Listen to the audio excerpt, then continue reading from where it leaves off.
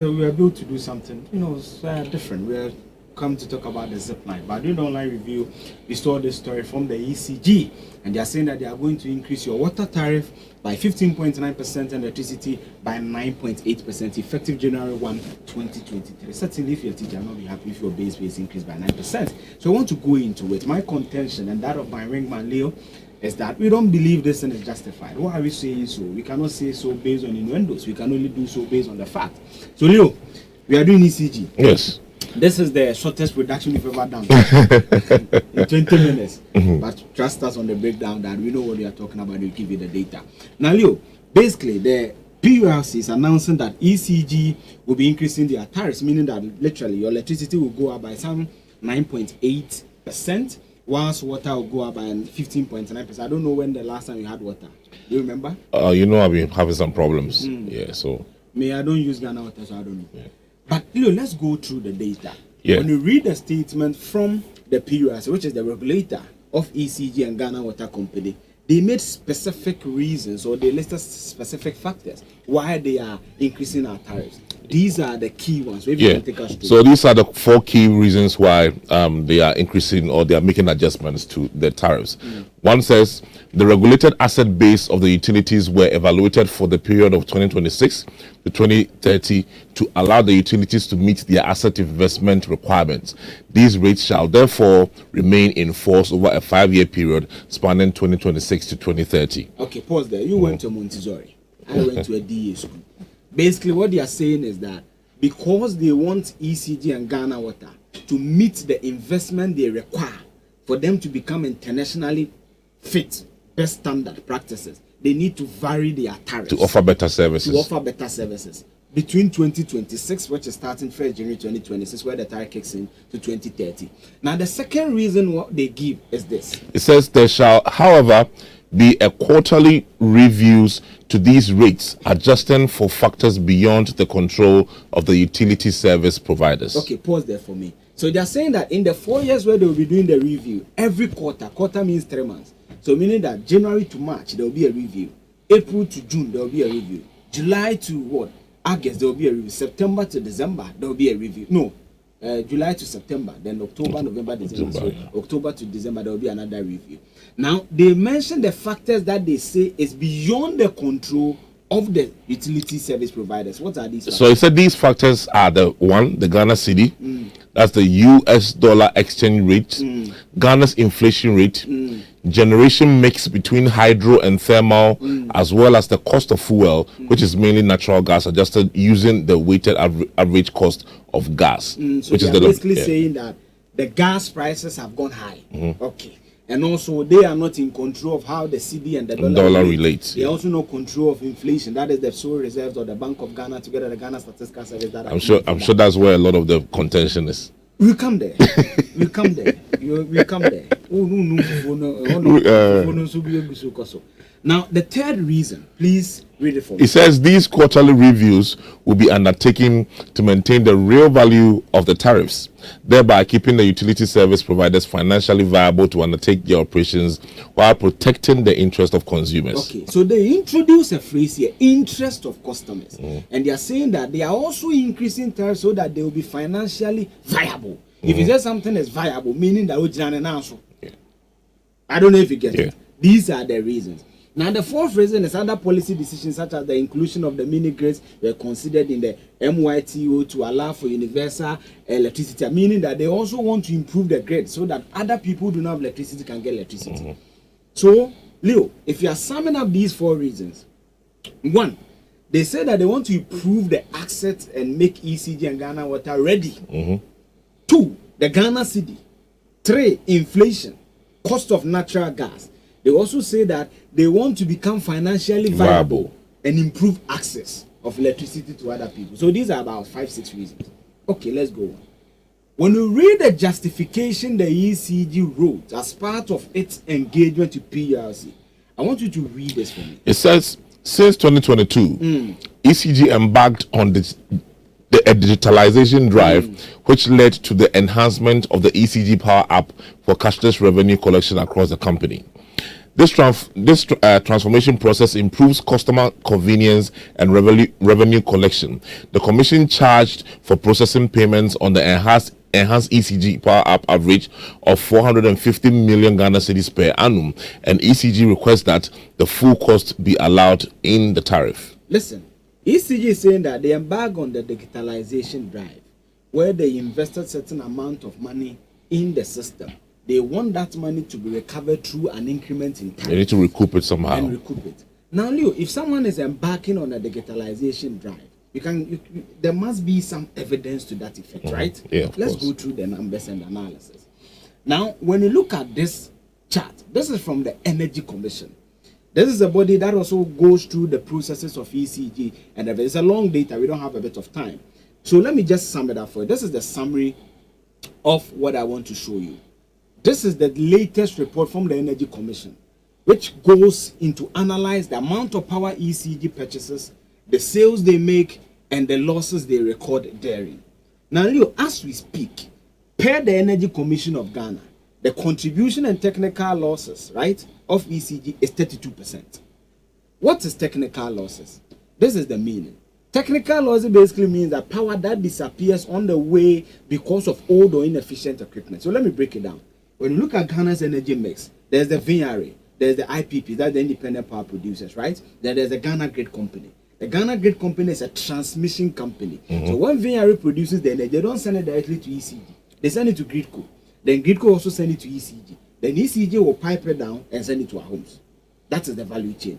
Now, technical losses means that along that chain, if the capacitance, the wires, the equipment are obsolete, the power lines will dissipate. Yeah. If you say dissipate in science, basically means the commercial loss is power that is used but not paid for, often due to illegal connection, faulty meters, or poor billing. Let's not forget that ECG is telling PRC that they've started their digitalization drive here. Which costs 450 million. Exactly. But when you read what constitute commercial losses, there are about three things: illegal connections, faulty meters, poor billing. So these are the two contributing factors, what you call distribution losses. And according to Ghana's Energy Commission, where I use 8 to 11 if you don't control the data, they say that the current loss percentage of ECG is 32%. What that simply means is that when the IPPs give power to ECG through Gridco, the 100 CD power that they give them, ECG loses 32%. This is our current state. And that 32% includes the power that dissipates and the poor billing and all meters. Yeah. Now look at it. When you go back as far as 2015, 22.3% losses, 23.7%, 24.3%, 24.3%, 24.7%, 26.6%, 30.4%, 30.6%, 26.9%, 32%. ECG can argue that, we don't buy these things. The government is supposed to contribute to that and all that. I also come to that fallacy shortly. But Leo, this is it. What it simply means is here, for every 100 units of electricity ECG gets, only 68 units are actually billed and collected. The rest is lost. Udija, now the 1,000 koshedumum. Answer krana be kudja so akotonduma. 400 cities is almost 320 cities. So this is the state of ECG. Now when you go on, the ECG in their reasons said that the reasons, or one of the reasons why they are increasing the tariff, and that we should be okay with a 9.8%. I'll come to Ghana Water on Friday. 9.8% increment of electricity on January 1 is that the dollar relationship with the exchange rate, the inflation, and also natural gas. Now let's do that analysis. When you go to Ghana Statistical Service, the body that gives us our inflation figures, as of January 2025, our inflation was 23.5%. As we speak, they are yet to give us November inflation, so you can use October. October's inflation is 8%. Single digit. And it's the first time we're recording a single digit inflation in 4 years. So when you do the percentages, there's about 66% drop on inflation from January to October. So what is the justification to increase tariffs? If you cite the CD. This is if you cite the inflation. This is inflation. Let's go to the CD. On the 6th of January, when the MPP was transitioning to the NDC, the exchange rate per Bank of Ghana, that's the Bank of Ghana's graph, it's 14.7. 2 cedis to the dollar. As we speak today, as of yesterday, this is the rate, 11.29. So what is the justification for an increment? What this simply means is that if ECG was paying for shipping, certainly port duties will come high because port duties also factors in the exchange rate. Freight costs will come down.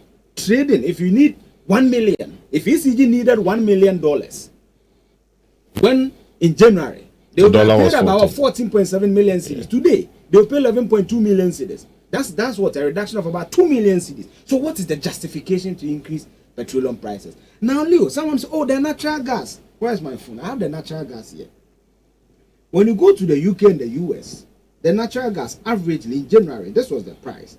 The price was 4.13 per MMBTU. The MMBTU basically means, let me just get it, it's million British terminal unit. As we speak, it is 3.20 per MBTU. So natural gases have also reduced. What has not reduced is the next slide. Is this ECG blowing somewhat? 189 million beyond budget without approval. Yes.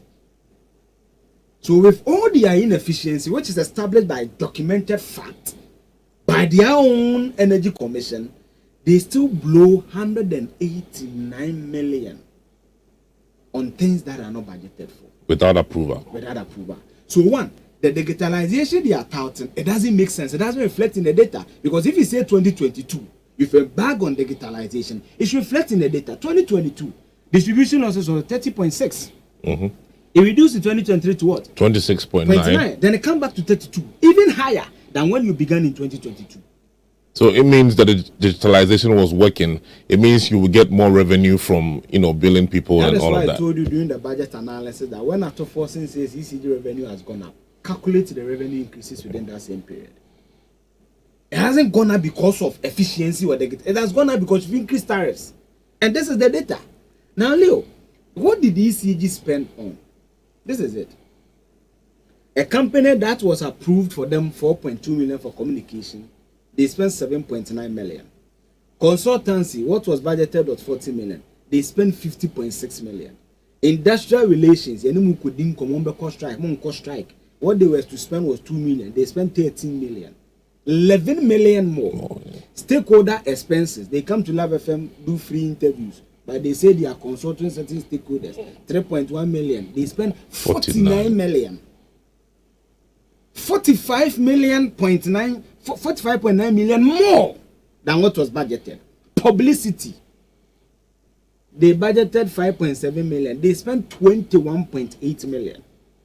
That is 15 million more. Professional fees and subscriptions, CapCut, Adobe photo shoot, and all the software that they subscribe. They budgeted 731,000 cedis. They spent 1.5, a double, 100% more. Overseas travel, they budgeted 40 million. They spent 29.8 million, almost a double, because a double of 14 is 28. They spent even more than 100%. Core service operations, ECG, Melaite, operations, those things, they budgeted 23.5 million. They spent 29.3 million. If you do this expenditure, and based on the fact I've given you, the currency has stabilized. Inflation has dropped by 66%. Fuel prices has dropped. Dollar stable. Have dropped. Natural gases have dropped. What is the justification of a tariff? The justification is that ECG needs to stop overspending. And there must be prosecution of people for that. That is what ECG must do. Not to increase our tariffs. Not to adjust tariffs.